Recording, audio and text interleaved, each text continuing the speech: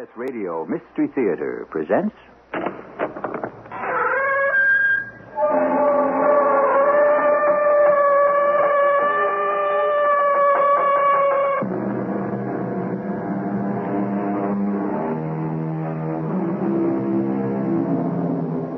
Come in. Welcome. I'm E.G. Marshall. Stories of possession are the fashion nowadays. The invasion by the devil of a person's body and soul in order to control his actions. But possession has an insidious sister as demanding and disastrous. Obsession. The occupation of the mind by an idea or desire so dominating that one can easily find oneself equally at the mercy of the devil. This is one such story.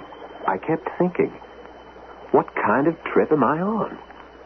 Of course, it couldn't be you, Susan. Nobody can talk underwater. Come to me where I lie, but keep my secret. The time is not yet.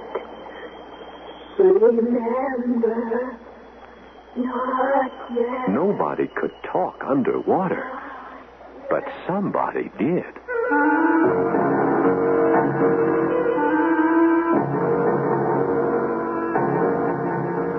Our mystery drama, The Sea Nymph, was written especially for the Mystery Theater by Ian Martin and stars Norman Rose and Paul Hecht. It is sponsored in part by Buick Motor Division and Contact, the 12-hour cold capsule. I'll be back shortly with Act One.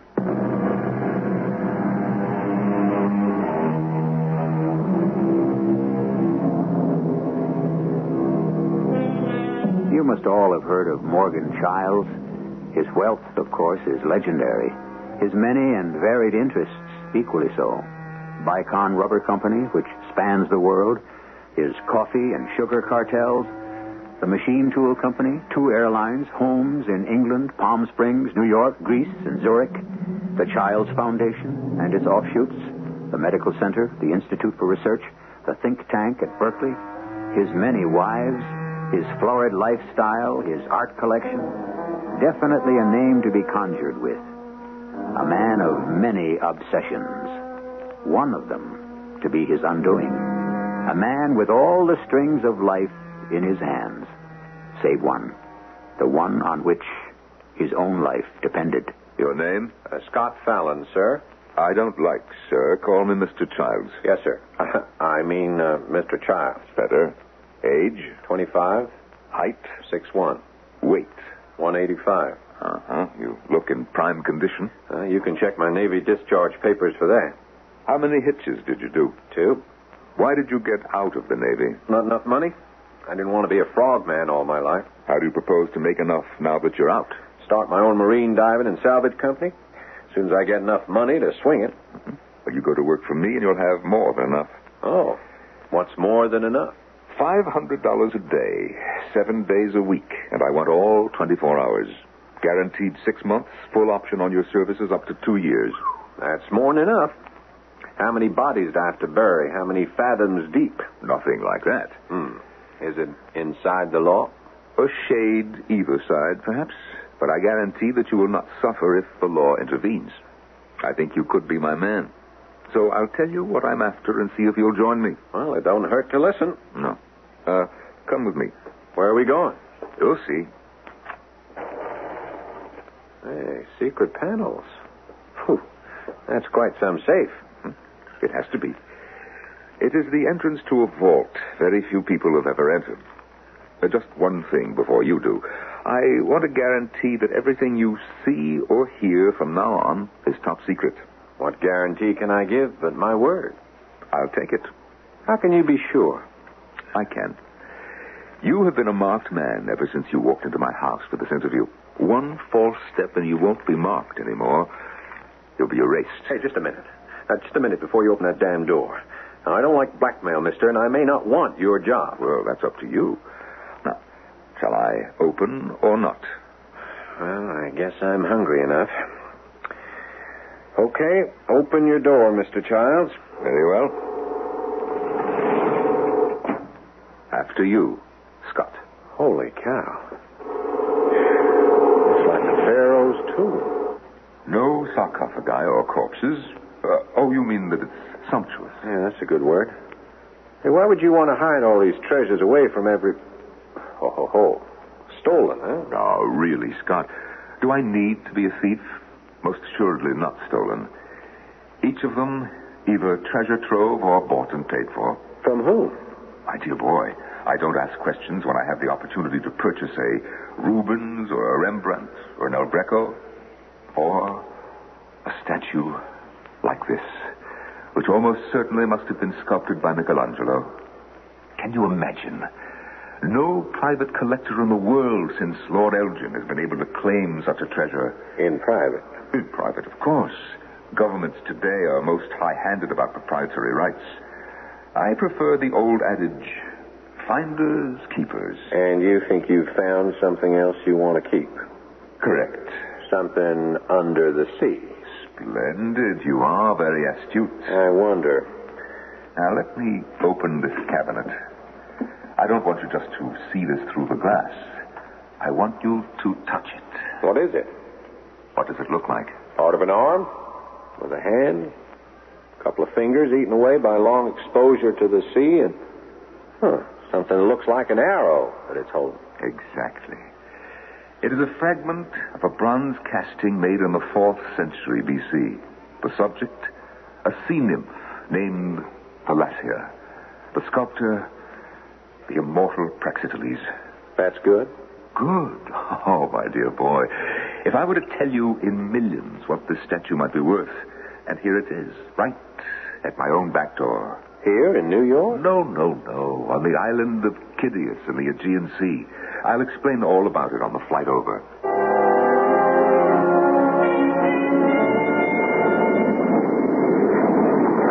The island was named after a King Kidius, said to have been a grandson of Poseidon and guardian of the sea nymph Thalassia. There is a very pretty legend about her, which helped me to recognize the tremendous value of the broken arm I found. Well, what was that, sir? I mean, Mr. Child. Oh, call me what you will. I don't feel old anymore since we're off on this venture. Well, I didn't mean to suggest that you were. Just a whim of mine, an idiosyncrasy, no matter. About Tallahassee, whatever her name is. Thalassia. Oh, yes, Thalassia. You see, she was surpassingly beautiful and not equipped with a mermaid's tail. There really was no reason why the boy, Adrianos, did not return her love, except perhaps that Kidius had marked her for his own when she came of age. The old goat. He wasn't old. Perhaps about my age. But that's beside the point. One day, so the legend goes, the god Eros, he of course was the Greek god of love. The little chubby guy the Romans call Cupid with bow and arrow? Arrows, Scott, arrows. No, pardon me. One day, flying over the island, Cupid, seeing Thalassia sunning herself on a rock, flew low over the water to look at her. This kid was sex man. He flew so low, his wing inadvertently brushed a wave, and in no time he was floundering helpless as any land bird in the water. Thalassia rescued him and bore him ashore. As a reward, he drew an arrow from his quiver, giving it to her and telling her it would win for her any man she desired. The arrow in the statue's hand? Correct. Well, what happened? Didn't she get to use it? Yes, she waited her time until one day her guardian was returning to the island by boat with Adrianos aboard. Just as dusk was falling, she swam under the boat, coming up on the other side, so that those aboard the boat who were watching the sunset had their backs turned toward her. She rose from the sea, plunging the arrow into Adrianos' heart. Well, the whole thing backfired and she killed him. No, not quite. But it backfired all right. A chance shift in the wind twisted the boat off course, and the arrow, instead of reaching its intended target, went through the back of Kidius to lodge in his heart. And he didn't need it since he already wanted her. Yes. So how'd it turn out? Tragically. In horror, seeing her fate sealed, rather than give herself to Kidius, she sank into the sea and was drowned. But she was a sea nymph. In the moment of giving her love, she became mortal. The sea was no longer her home, but her grave. So this old-time sculptor made a bronze statue of her? Yes. It was commissioned by Kidius and placed in a temple overlooking the sea. What happened to Adrianos? I don't know that anyone knows. Oh, hey, we're coming down. Oh, ears are popping. Yes, we're very nearly into Athens. And from there? My private yacht is moored in Paris. It's being specially outfitted. With diving equipment. The most modern obtainable. And then we sail to Kidius, huh? Correct. And more underneath that temple? More or less. The temple is no longer there, of course. Well, then how did you stumble on, the piece of the statue? 2 years ago, my ward fell in love with the island. She wanted to stay there, so I bought a villa. Last year, while diving off the rocks, I found the arm. You dived? Well, I used to. A slight heart condition has ended that activity. Yeah, that's too bad. But then, before that heart thing, you didn't look for the rest of it? Even at my best, I couldn't. The piece I found was only in 60 feet of water at the edge of a drop-off. As if in one last attempt, the Lassia had tried to keep from slipping to the bottom of the ocean. Any idea how deep? I had soundings taken. And? 200 feet. Hey, man, you don't want scuba. You need a deep-sea diver. No. Not enough mobility, and they'd attract too much attention. Are you going to back out? I might just think about it. A little late. The landing gear just came down. But in spite of the implied threat, I was going to think about it. That's a hell of a depth to work at. Then I saw the girl. She was waiting for us with a chauffeur in a limousine.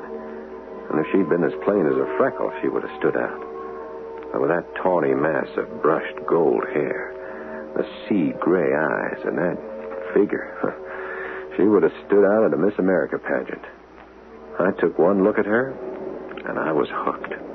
Scott, this is Susan Gentry. Susan, Scott Fallon. Hi, Scott. Miss Gentry? I didn't expect to see you here in Athens. Oh, I bummed a plane hop over with Theo. I wanted to sail back with you on the Sea Nymph. Are they finished refitting her? It's the word I got from Captain Mallis this morning. Mm-hmm. Were you aboard? No. Georgios is usually an old lamb, but he pulled rank on me. Pretty high security around there, Uncle. What's going on?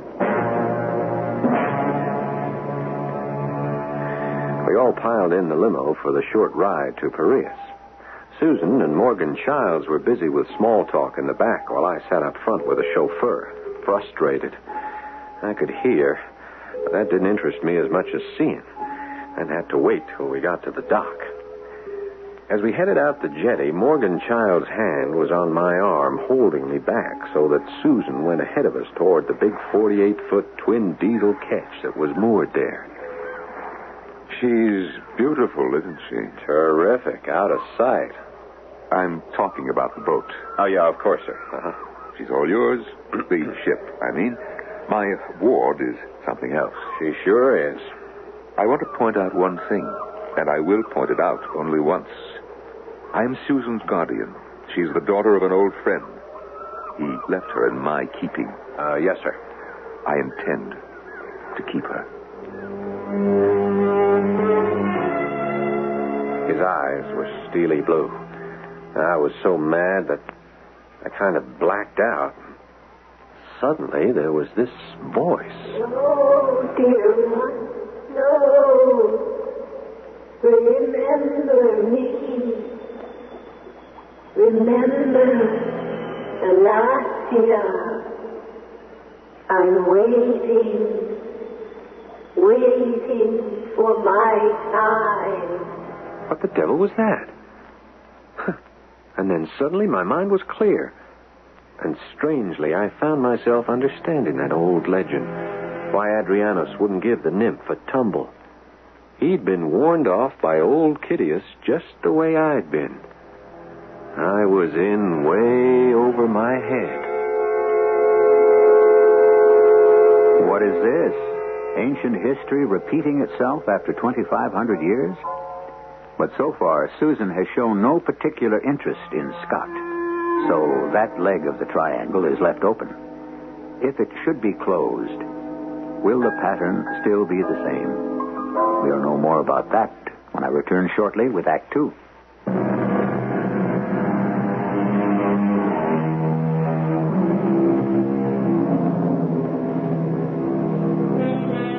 The Aegean Sea, since it is a part of the Mediterranean, is the same breathless blue. In the summer months, The sky reflects the color of the ocean, a great arching bowl, cloudless and infinite, unchanged and unchanging since 3 millennia ago, when Ulysses lost his way among these ancient islands on his long journey home from the Trojan Wars. Somewhere among the scattered hundreds of dots of gray-white rock that dapple the dark mantle of the water is Chittios. And standing off to sea from the headland, where the temple with the statue of the sea nymph stood so long ago, is the ketch that bears her legend on the transom. Well, why can't I go with you, Scott? Forget it, Susan. This is over your head. Come on. I've been diving with you the last 3 weeks. It's getting too deep. Now, even I don't like going down this far myself. Then don't. I gotta, Susan. I gotta find that lady. Why? Boss man says so. And when he calls the tune, you dance? Well, that's what I get paid for. Now, hand me that hood, Susan. It's cold down there. Here. You're going to wear mittens, too? Uh-huh. Hey, what's the holdup? I thought you'd be overboard by now. Well, it takes a little longer to be ready to dive this deep. Here, let me give you a hand with the tanks. I'll help him, Uncle Morgan. I asked you not to call me that. Did Captain Malice position the boat right for you? Yep, far edge of the grid. This is as far out as I'll be diving. In this gear, anyway. 200 feet? Check. How many dives at this depth to complete the sweep? Oh, 8 to 10. And if you don't find her? You'll need a bigger tender and a whale of a lot more equipment. It's no good. You, see that? What? Uh-oh, government? It's too far to make identification. But I wouldn't be surprised. They've overflown us a couple of times in the last few weeks while you were below. So far, they've accepted us as just a pleasure craft. The woman's influence. With me aboard, what else could we be? I'm very well aware of your value to me, Susan. Now, be a good girl and go aft and tell Jorgus to break out the fishing gear so we can continue the illusion.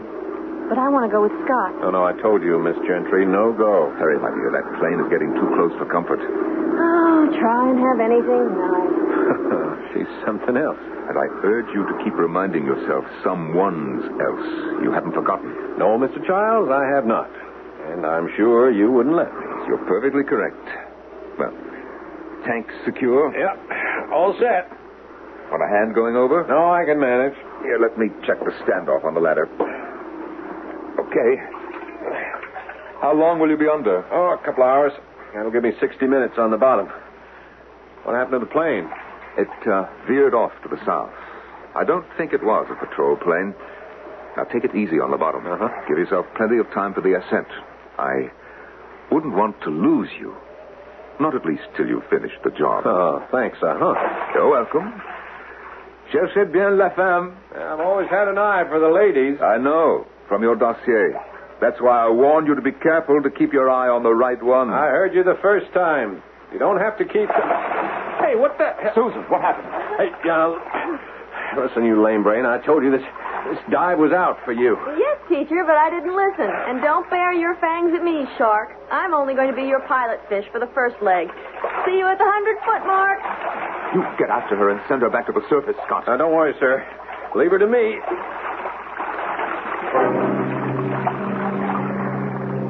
Leave her to you, young man. Oh, no. Only for the moment. So, she is infatuated with you.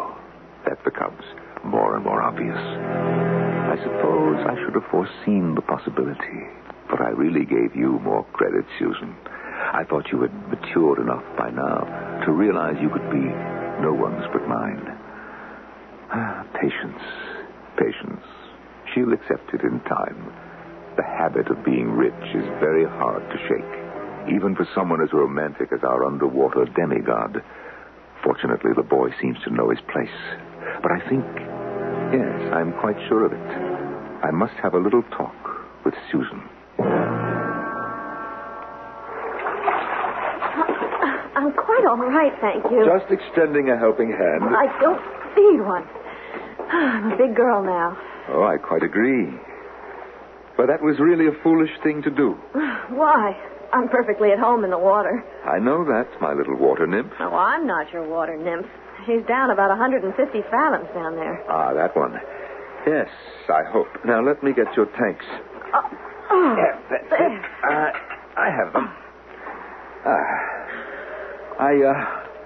I take it when you left him, Scott continued on down. Yes. Uh-huh. Well, he should be on the bottom by now. Oh, long ago. He was using the line to climb down. I wonder if... Oh, here, I'll take the flippers. It's okay. I'll just toss them in the tack box. You were going to say you wonder if he'll find your grubby statue today. Yeah, something like that. What are you going to do if he does? Get her on board? Pretty heavy, wouldn't she be, with only 3 men aboard? No, not with the block and tackle. From the piece I have found already, we know she must be hollow cast. She shouldn't weigh over 250 to 300 pounds. She doesn't sound quite your type. Well, I have very Catholic tastes. Just an idle thought, but supposing the Greek Navy should show up anywhere along the line and find you in the process of smuggling out a national treasure, what would happen to you? I don't really like to think. Greek prisons are not noted for their hospitality or comfort. What? You mean Daddy Warbucks would be up against a rap all his money couldn't fix? I hate to admit it, but it's one gamble I hope never to make. The Greeks take an exceedingly dim view of despoilers of their culture or their historical heritage. Then why risk it? You see, it's an obsession, Susan. To own whatever I conceive to be priceless or unique which falls into my path. No matter what the cost. What is it now? Nothing. Oh, it's just the buckle on my weight belt. It's foul. Let me get it for you. No, I said let me get it for you. I can manage. It's like I said, I'm a big... You don't have to tell me that you're a big girl. I've been aware of it longer than you think. Susan, I've waited as long as I can. I want you, not as my ward, a surrogate daughter, but as a woman. You have to be kidding, Uncle. I mean, Morgan... I assure you that I am serious. Dead serious. But I'm less than half your age. And totally dependent upon me. I don't have to be. I can go away. Where? How? With what? I'm not penniless. Oh, but you are, my dear, you are. But my father left you money. Your father left me nothing but you, my dear. And a mountain of debts which I cleared for him so that he could rest in peace. Oh, no. Morgan, please. Don't make it sound the way you do. Please. Daddy couldn't have. He didn't mean me to. No. It won't wash, Susan. You're much too smart a woman. You must have known for some time, or if not known, guessed how things really stand. And don't blame your father. He was thinking of you. I think you must be mad. Possibly a little. I told you that I am a man of obsessions, but also a man of patience. I can wait a little longer, but I warn you, once the obsession is there, I never stop till I get what I want. I blame myself, naturally. I was too eager. I should have been content to bide my time a little longer.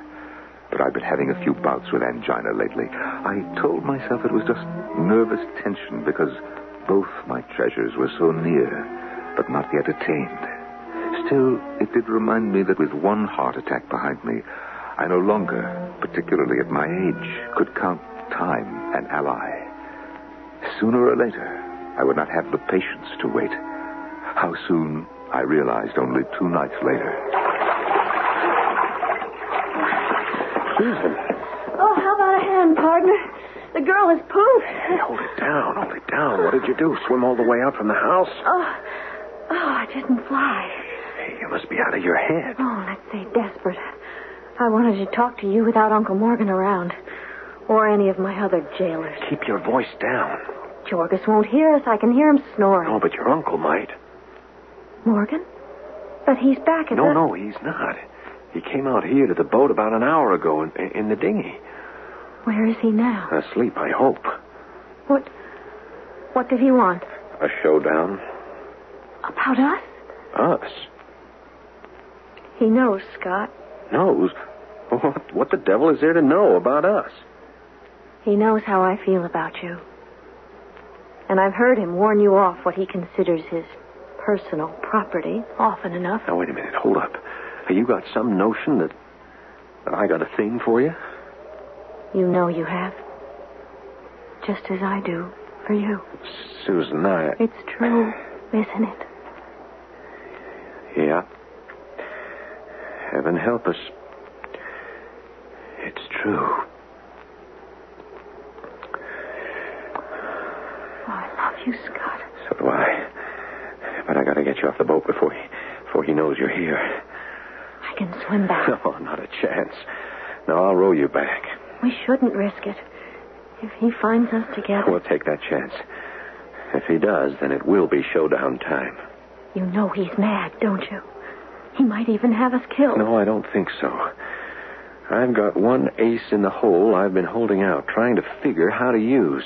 What? I found his damn statue. I found it a couple of weeks ago.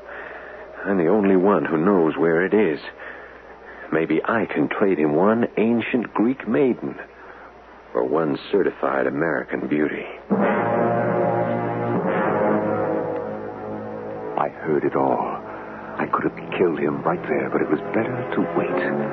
I still wanted both women, and Scott was the key to them. To find one, and to use it to get the other. Then, he could die. I do introduce you to the nicest people, don't I? But then, what would a mystery be without suspense? And what better suspense than a bona fide threat of death to people you care for? Or don't you care what happens to Scott and Susan? If you do, I hope you'll be waiting when I return shortly with Act 3.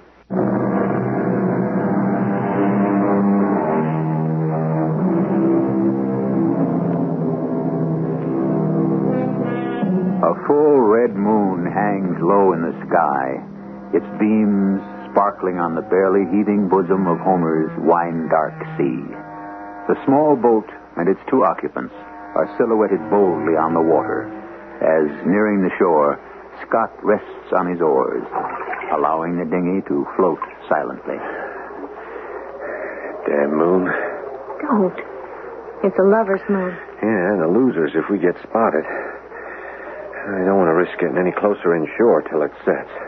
I can swim for it. Oh, tide's running out. Current's against you. Why risk it? Hey, you guarded at the villa? Not openly.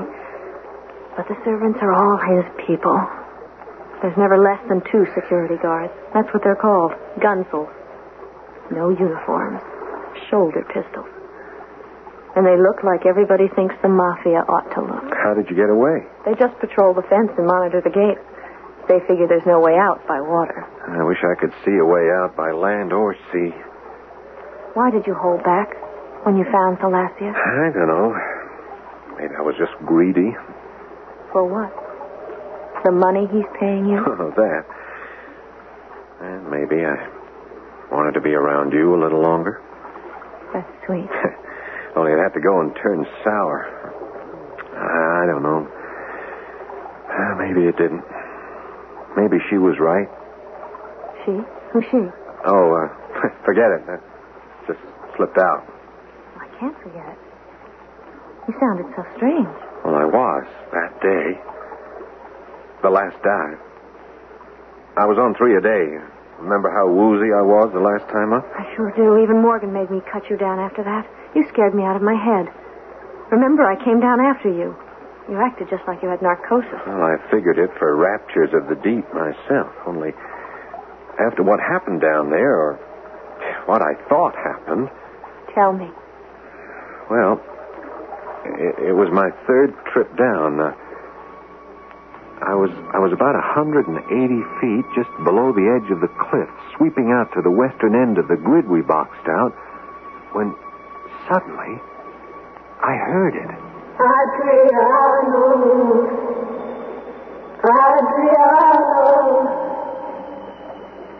over here,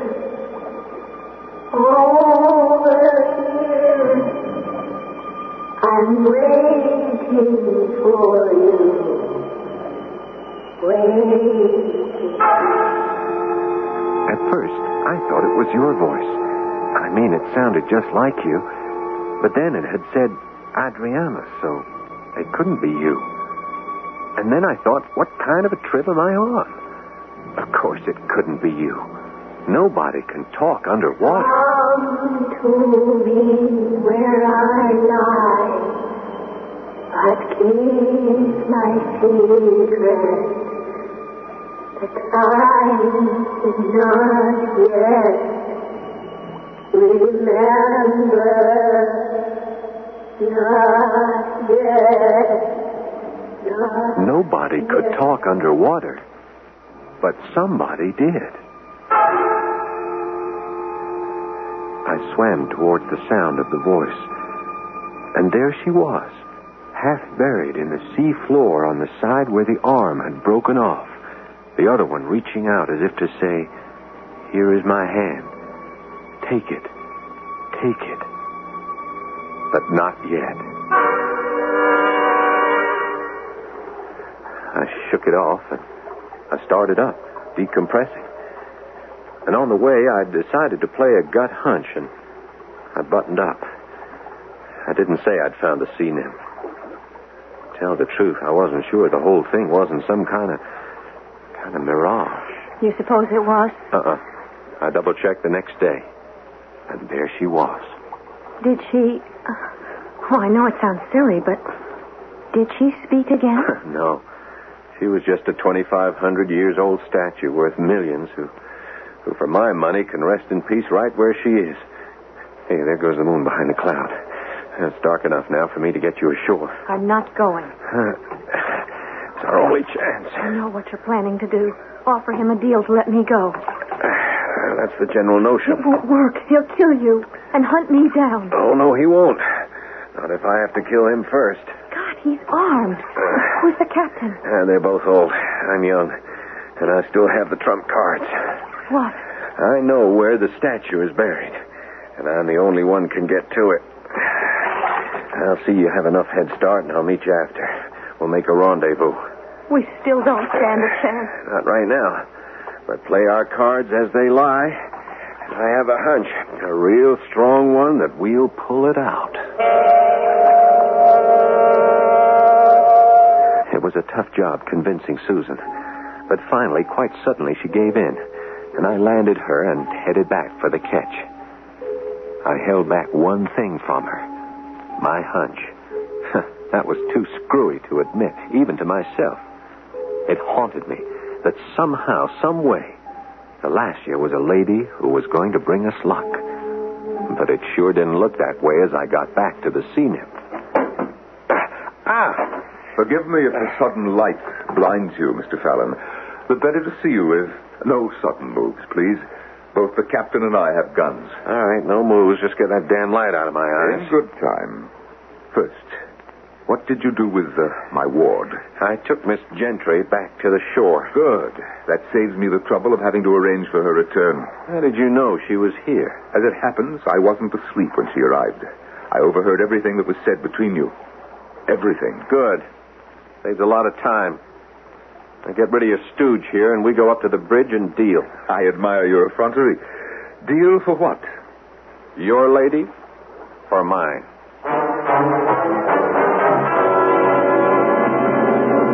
No, Nikos. No. Give her everything she needs. Car, money, whatever she wants, and let her go. No. Don't follow her. She's to be absolutely free. 1 minute. Now, are you satisfied, Scott? Not quite. Put Susan on the phone. Let me talk to her. Very well. Nikos, put Miss Gentry on the phone. Scott? Thanks. Susan? Susan? You all right? Yeah, darling. Everything's all right at my end. No? No, it's going to work out. Uh-huh. Yeah, as soon as you get to America, call me and let me know. When I know you're safe, I'll take Morgan to his 2,000-year-old date. She's a bit nearer his speed than you are. No, my darling. Not shipped ashore. We'll be waiting at the villa for your call. Uh-huh. Yes, I love you, too. Now what? We wait for Susan's call.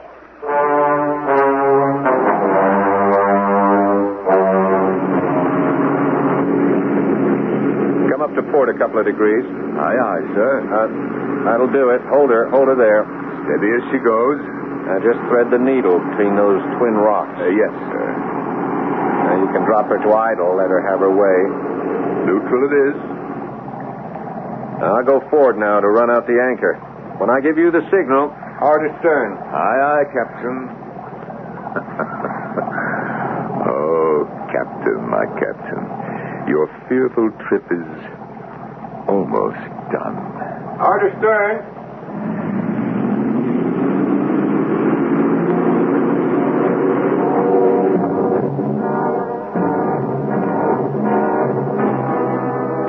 How long will you be down? Our first dive will be a good 3 hours. Take me that to get her dug out and the rope cradled around her. Second dive, well, it'll be a short one, just to attach the winch rope. But I'll need time to decompress coming up. Yes, but can we raise her by sundown? All things being equal, it'll be a long, lonely day for you. Well, I'm sure I can find ways to pass the time. Yeah, but it better not include having a surprise party for me when I come up. Now, remember the deal.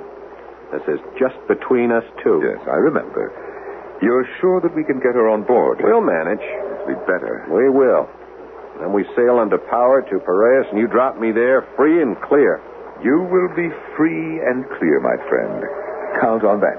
Okay. Here goes nothing.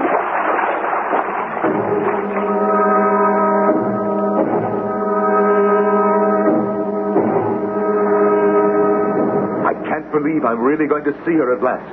She's a little the worse for wear. You said she was intact. Nothing could dim her beauty. You can judge for yourself any minute. She's about to break water. There she comes. All right, slow down the winch. Slow down. We'll swing her aboard.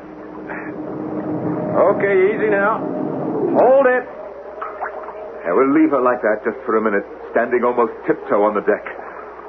Oh, Lord. Is she magnificent? To each his own. Yes, we'll just try the arm now to make sure not too much has been lost. Oh, look at that.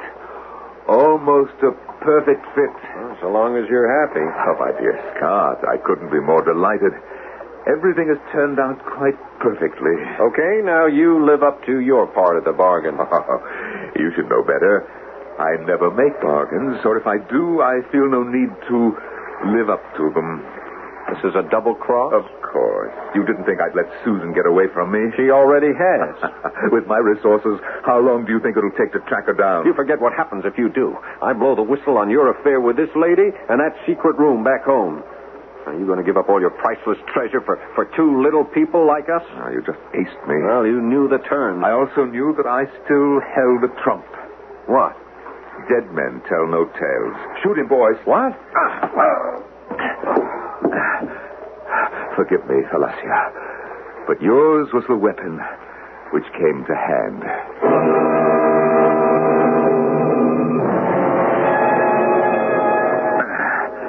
Well, Mr. Fallon, you really are a dead weight. What is it? Good thing I took the precaution of tying your hands. I thought that you had left us. What are you trying to do? I'm committing you for burial, suitably weighted down. No. I'm sorry you made the mistake of remaining alive. Wait. Morgan, no use. Greek ship around headline. You're caught red-handed. Don't make it worse. I don't believe you. You're all I have to fear. So die, Mr. Frogman, die. Ahoy, the sea nymph. This is the Greek Navy. You are ordered to remain at anchor. We are coming aboard. No, you're not going to take her from me. If I can't have her, no one shall.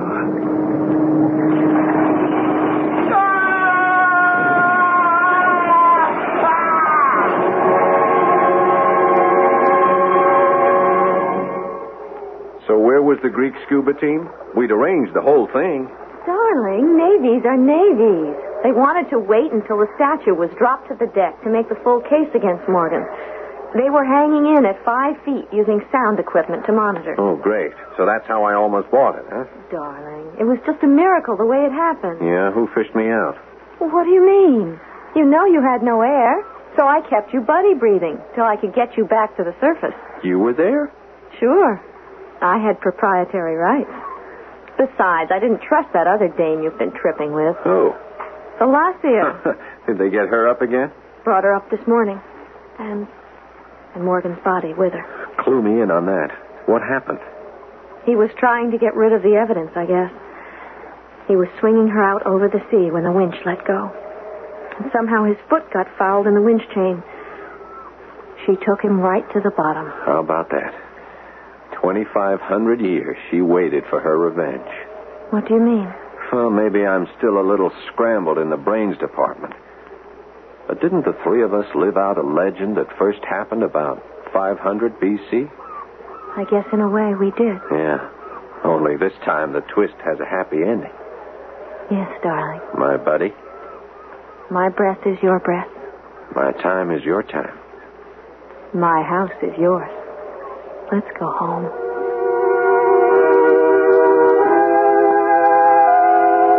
I said at the beginning that obsession was possession's insidious sister, and that it could put one equally at the mercy of the devil.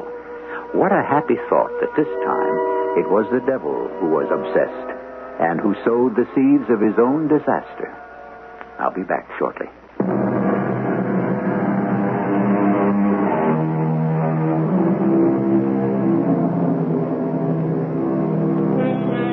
The great archaeological museum in Athens houses such superb examples of the unparalleled sculpture of Greece's golden age as the boy on the horse, the statue of Poseidon, the beautiful young man who may be Paris, all in bronze, at least one of them dug from the sea. But the temple on the island of Chidios takes no back seat. The statue of Thalassia, the sea nymph, which has been restored to a pedestal near where it originally must have stood, would be the showplace of the island, if it existed. But of course, it doesn't. You must allow us storytellers some poetic license. Our cast included Norman Rose, Paul Hecht, and Jada Rowland. The entire production was under the direction of Hyman Brown. Radio Mystery Theater was sponsored in part by X-Lax and True Value Hardware Stores. This is E.G. Marshall inviting you to return to our Mystery Theater for another adventure in the macabre. Until next time, pleasant dreams.